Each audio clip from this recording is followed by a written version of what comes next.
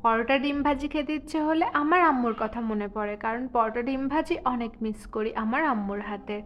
আর আমার আম্মুর হাতের পরোটা ডিম ভাজি কিন্তু অনেক মজার। তো ঝটপট এখন আমি বানিয়ে ফেলবো। আমি চেষ্টা করি আম্মুর মতো করে বানানোর জন্য, তবে পারি না তেমন। সবাই আবার আমার হাতের পরোটা অনেক বেশি পছন্দ করে। এখন পরোটাকে আমি ভেজে নিয়েছি, এখন আমি ডিমটা ভেজে নিব। তো তার জন্য আমি তেল দিয়ে দিলাম। গরম তেলের মধ্যে যখন ডিমটা দেওয়া হয় তখন এমন একটা শব্দ হয়, ভীষণ ভালো লাগে। আর এখানে কয়টা ডিম দিয়েছি বলুন তো? এখানে 3টা ডিম দিয়েছি। 3টা ডিম আমি একসাথে ভেজে নেব, সময়টাও কম লাগবে, তাড়াতাড়ি হয়ে যাবে। আর একটু স্পাইসি করে ডিমটা ভাজলে কিন্তু ভীষণ মজা লাগে ওটার সাথে খেতে। তো আমার ডিমটাকেও কিন্তু ভেজে নেওয়া হয়ে গেছে, এখন আমি 4 পিস করব। দেখুন কেটে কেটে নিচ্ছি, কারণ আমরা 4জন ছিলাম, এর জন্য 4 পিস করে নিয়েছি। আর গরম গরম পরোটা দিয়ে ডিম ভাজি খাওয়ার মজাই আলাদা।